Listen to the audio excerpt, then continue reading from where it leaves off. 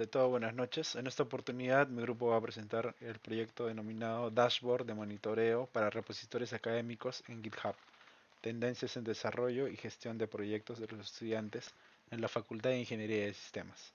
Los integrantes son Gerson Chambi, Jaime Flores y quien les habla, Elvis Leiva. Bien.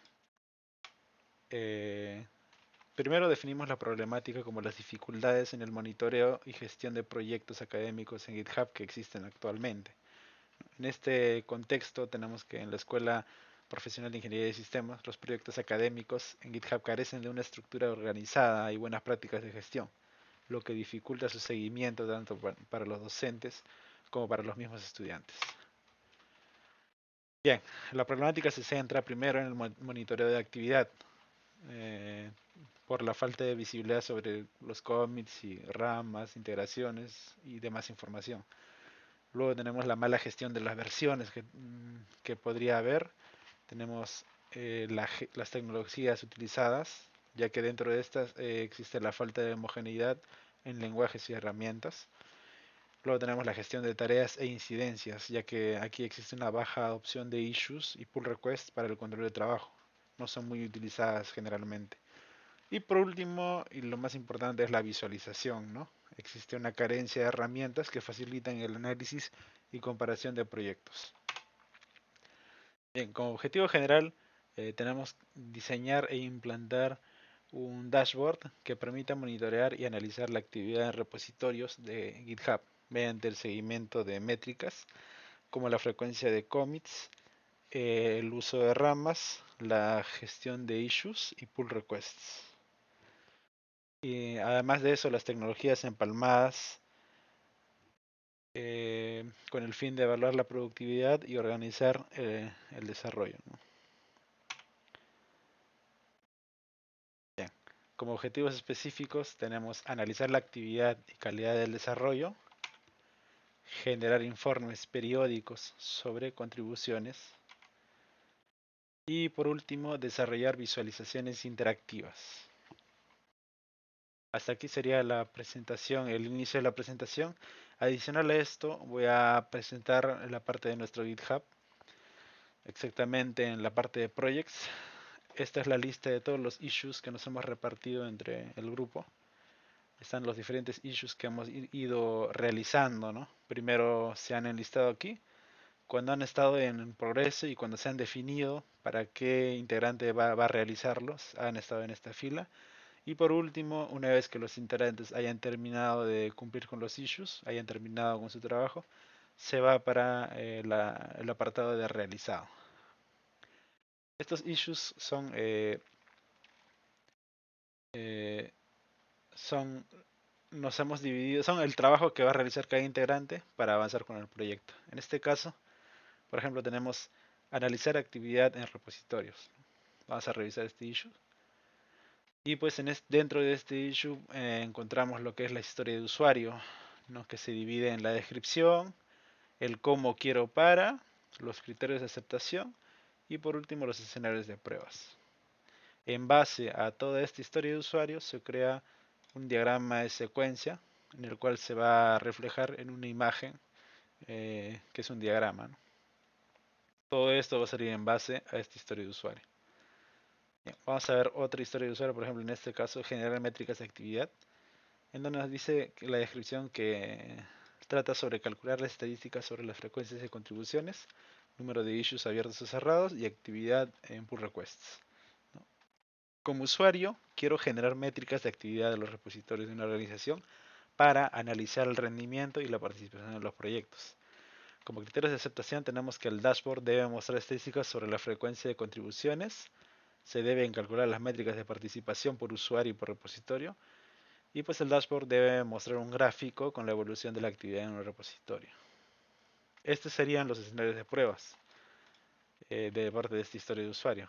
Por ejemplo, vamos a ver la primera, ¿no? Que dice, dado que el usuario está en la página de métricas de actividad y existen contribuciones de diferentes miembros en los repositorios, cuando el usuario solicita ver las métricas de contribuciones, entonces el dashboard debe mostrar el número de contribuciones de cada usuario, incluyendo commits, pull requests e issues. Bien, en base a toda esta historia de usuario, pues se crea el diagrama de secuencias, ¿no? Donde se va a dividir en dos escenarios, tal como en la parte de arriba. Bien, y así cada issue ha sido repartido para cada uno de los integrantes, eh, reflejando que a lo largo de este proyecto han sido cumplidos todos estos issues. Por mi parte eso sería todo, voy a dar paso a mi compañero. Ok, a continuación presentaré el diagrama de base de datos. En este caso tenemos 6 tablas. Entre las principales la tabla de repositorios, la tabla de commits, pull requests, ramas, and los issues. Y por último la tabla de resumen de métricas. Cada tabla tiene sus respectivos datos, ¿no? Como son los IDs, el repositorio ID en este caso sería la llave foránea, donde se conectan. Bueno, luego está el diagrama de infraestructura. En este caso, nuestra aplicación, bueno, usé lo que es InfraCost para generar los costos de infraestructura del Terraform. Luego en Terraform se usó para hacer eh, el despliegue bueno, tanto la creación del servidor como también la creación de la base de datos. Luego está conectado al servidor, en este caso es Azure SQL, y el servidor está conectado a la base de datos. Al mismo tiempo, los dashboards se hacen mediante la aplicación del Power BI y las consultas están relacionadas al servidor. Y claramente el usuario es el que a, va a seleccionar qué tipo de dashboard querrá visualizar. Luego están los costos. En este caso lo usé con la anterior herramienta que mencioné, que es InfraCost. Aquí se generó una tabla donde los componentes son Compute Servlets GP generación 5, que en este caso la unidad sería los B-Cores y el costo es de $0.52. Luego está el componente de la memoria, el storage. La unidad son gigas, la cantidad es 32 y el costo es de $3.68. Luego está el long term retention, que por unidad son gigas y el costo unitario es de $0.025. Y por último el backup storage, que de igual manera en unidades en gigas y cuesta $0.1. Y en total es algo de $4 que serían al mes. Ok, ahora voy a explicar lo que son wiki. Vamos a nuestro repositorio, acá sección wiki. Aquí en la primera interfaz trabajamos en el home. Se ha definido, bueno, por ejemplo, que es un proyecto de la Universidad Privada de Tacna. Los alumnos acá, los que han desarrollado en este proyecto, el título, el contexto, el roadmap del proyecto. Al mismo tiempo abajo se menciona qué es lo que se encuentra en esta wiki. Está definido lo que es el índice, donde se trabaja el documento F01. Y está vinculado a lo que son en la documentación. Regresamos al home y también tenemos el F02. Hacemos clic y redirecciona previamente al índice. Por ejemplo, introducción, ya nos cargan los datos. Ok, también tenemos lo que son la introducción que ya hemos visto, el repositorio y misma documentación que te redirigiría al principal. Bueno, continuando con la explicación, voy a explicar lo que es el dashboard. En el dashboard se ha hecho el análisis, bueno, se ha tomado la información de todos los repositorios que se encuentran en UPT FAI NEPIS. Hay un total de 600, alrededor de 600 repositorios.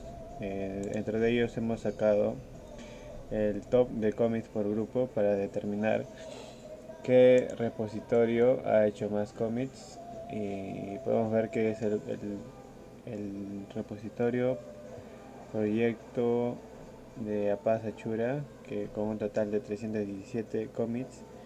Así también podemos ir bajando y podemos ir viendo, ¿no?, cuáles han sido el top de commits por grupo.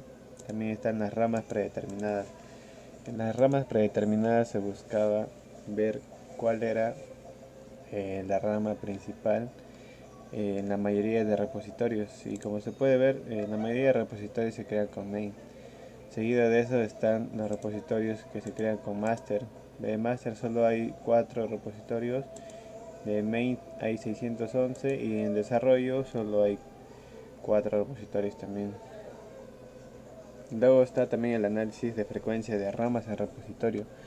Si bien es cierto, un repositorio inicialmente se crea con una rama que es la main, la principal, mientras se hace el desarrollo se van agregando nuevas ramas, y es por eso que hemos hecho un análisis de frecuencia de ramas de repositorio para analizar cuál es la cantidad de ramas que hay en todos los repositorios, ¿no? Y en el cual se puede ver que en main hay un total de 600 ramas main de todos los repositorios analizados, que en este caso son alrededor de 600. Luego está en segundo lugar el GHbase, que se utiliza para publicar normalmente páginas web de determinados laboratorios, con un total de 50 ramas en total. Seguido está Develop, Master, BDD y First Draft Content, ¿no? Luego están las ramas por repositorio. Se ha hecho un análisis para determinar las ramas en total que tienen cada repositorio, ¿no? Y además de eso se ha ordenado de manera descendente, donde se puede ver que el repositorio de la banca API usuario tiene un total de 19 ramas, y así van descendiendo, ¿no? Luego se ha hecho el issues y pull requests abiertos y cerrados, en el cual se hace una comparativa de cada uno de los repositorios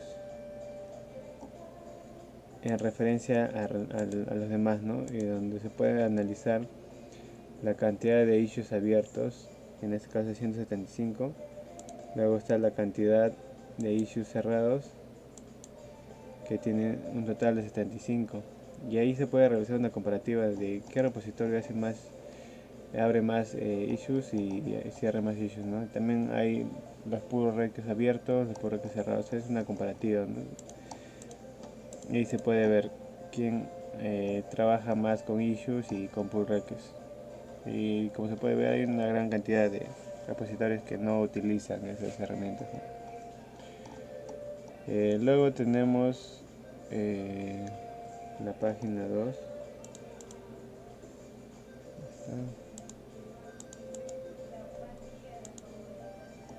Tenemos la página 2 donde están el análisis de los lenguajes predeterminados. En él aparece el total de lenguajes determinantes o predominantes, en este caso, que hay en los repositorios. Con un total de 271 no hay un lenguaje predominante, o no se ha subido aún información, o simplemente el repositorio está lleno de documentos. Entonces, para este caso hay un total de 271.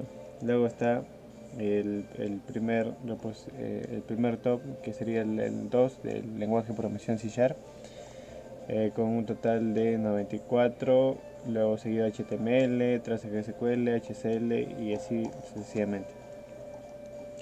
Luego está un total de fecha con más commits, para determinar cuál ha sido la temporada de mes y temporada de año en la que se realizó más commits.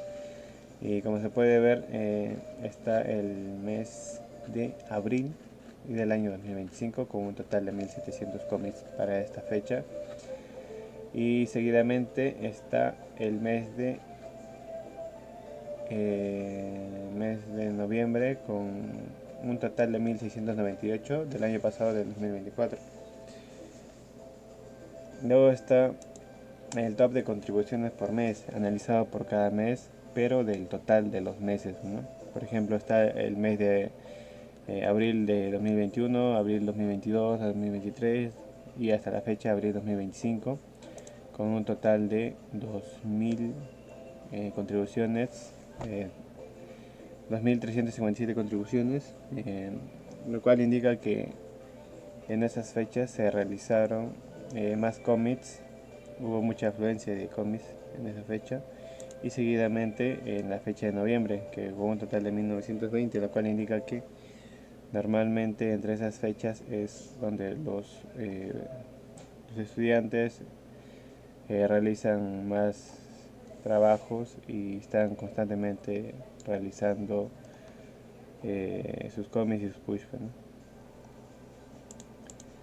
Luego tenemos la comparativa general de actividad por repositorio, donde se toman en cuenta los cómics, la suma de los issues, la suma de las pull requests y la suma de ramas. Y dentro de ellos podemos observar que el que tiene más interacciones en cuanto a su proyecto ha sido el de Apasa Churak, donde tuvo alrededor de 317 cómics y 52 issues, ¿no?